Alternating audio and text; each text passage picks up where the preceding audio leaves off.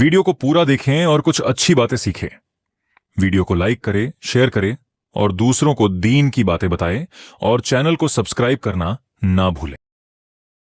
आज मैं एक चीज आपको बताना चाह रहा हूं कि ये कोई नई चीज नहीं है जो हो रही है आज दुनिया में।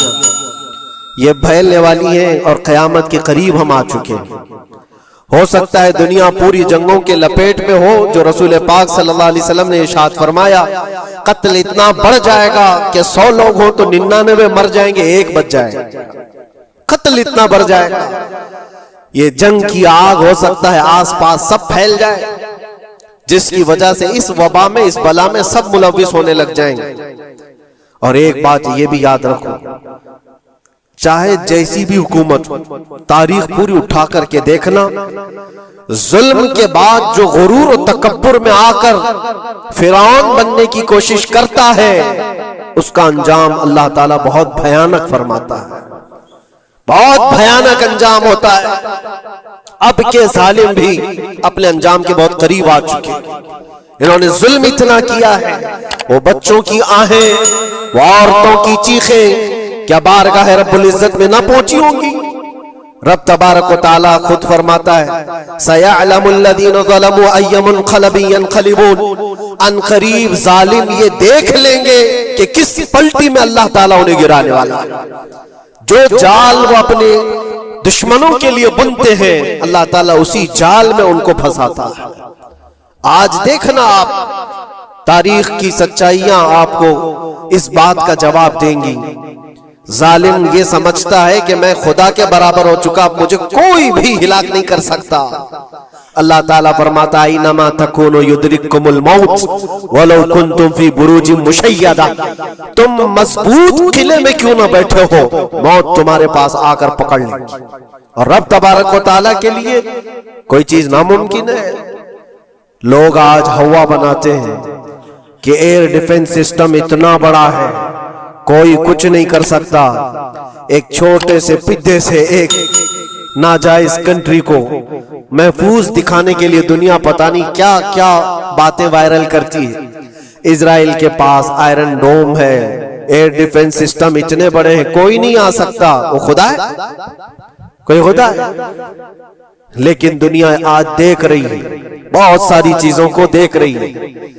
मुझे यहां पर किसी के सिलसिले में नहीं कहना है, लेकिन एक बात कहना है कि नशा में चूर, घमंड में चूर जो बंदा होता है, अल्लाह ताला कभी उसको मच्छर से भी हिलाक करता है। बहुत बड़ी ताकत का इससे मुकाबला होना जरूरी नहीं। तुम्हारे पास होगा बहुत बड़ा सिस्टम, लेकिन रब तबारक व तआला जब इंतकाम ले ले तो फिर तुम्हारे लिए बहुत बड़ी ताकतों की जरूरत नहीं।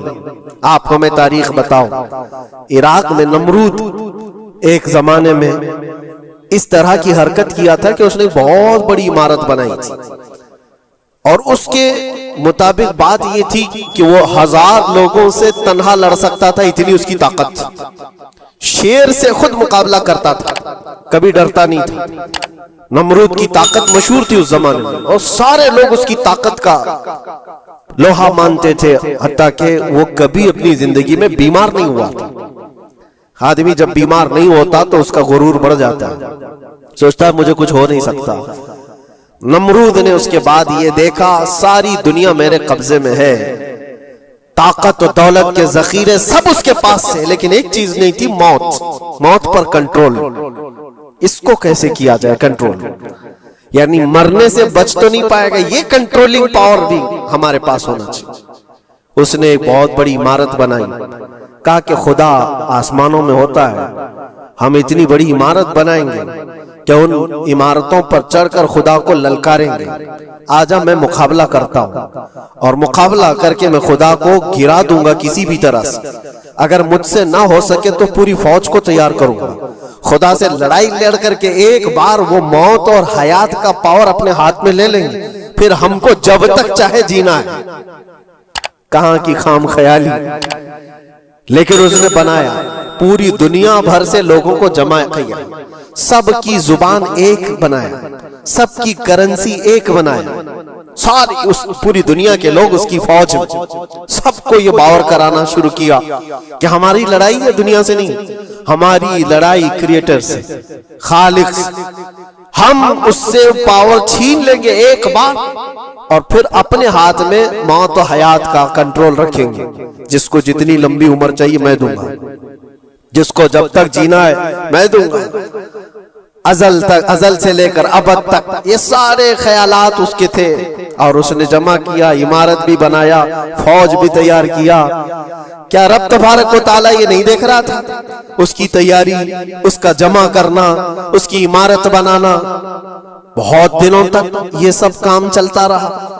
रब तबारक व तआला किसी से गाफिल नहीं, दिलों में गुजरने वाले हालात से भी बेखबर नहीं, लेकिन बंदे को रब तबारक व तआला ढील देता है। कुरान में रब तआला फरमाता है, वला यहसबन्नल्लज़ीना कफरू अन्नमा नुमली लहुम खैरुल लिअन्फुसिहिम इन्नमा नुमली लहुम लियज़दादू इस्मा। काफिर जो उनको ढील मिली है, ये न समझें कि हमने जो उनको छोड़ रखा है उनके लिए बेहतर है, बल्कि इसलिए हम छोड़ रखे हैं कि वो और ज्यादा करें, और ज्यादा करें। लियज़दादू इस्मा वलहुम अज़ाबुम मुहीन, फिर हम जिल्लत वाला अज़ाब उन्हें देने वाले हैं। ये मत समझ लो कि रब तबारक व तआला इन सब चीजों से बेखबर है।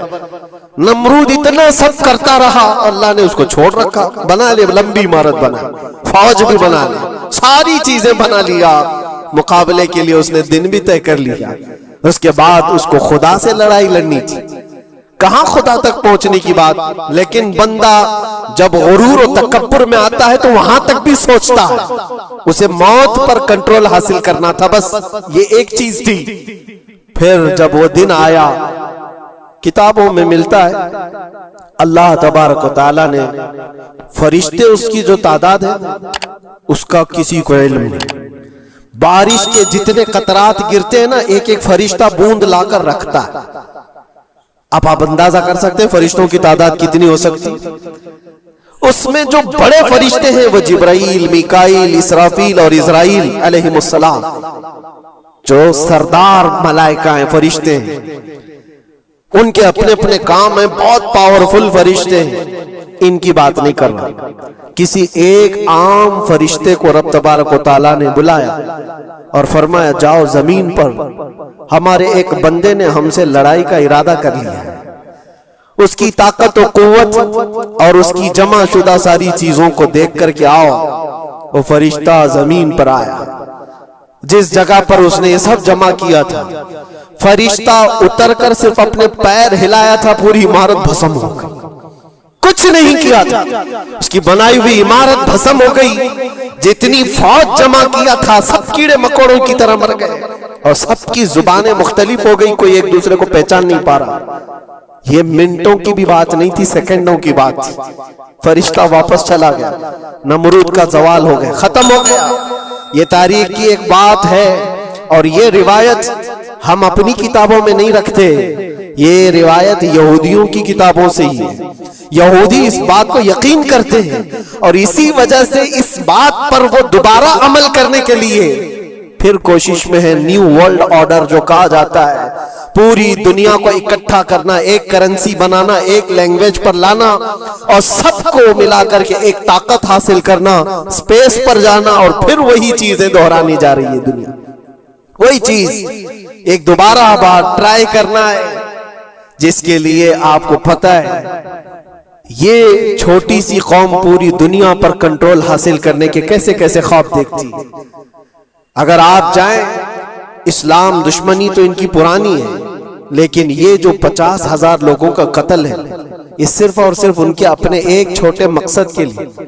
हो सकता है बहुत सारी बातें, गजा पट्टी एक ही इलाका बचा हुआ है फिलिस्तीन का, बाकी सब तो ये कब्जा कर चुके 1947 के बाद, 48 के बाद।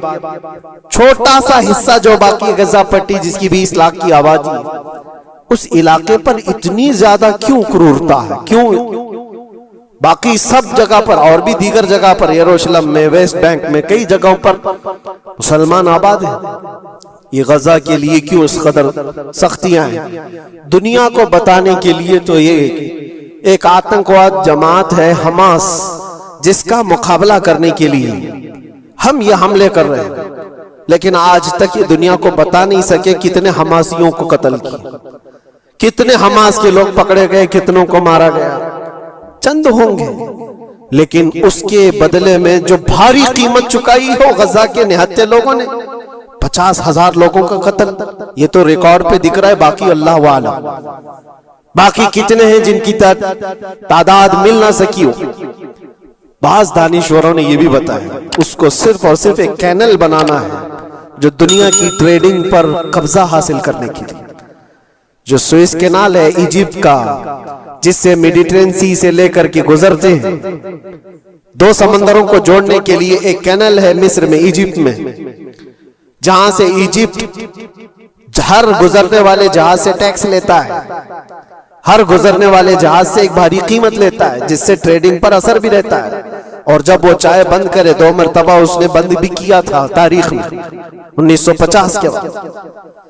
और ये ख्वाब देखता है इजराइल कि हम अपनी ही जगह से एक कैनल बना ले तकरीबन 300 किलोमीटर, जिसके लिए उसको गजा हासिल करना बहुत जरूरी है। ये बाज लोगों की अपनी तहकीक है। तो क्या कोई अपने मफाद का हासिल करने के लिए 50,000 लोगों का कत्ल कर सकता है? दुनिया को यह भयानक चेहरा भी तो मालूम होना चाहिए। अगर उनको कोई रास्ता बनाना है तो उसके लिए इंसानियत का कत्ल करना।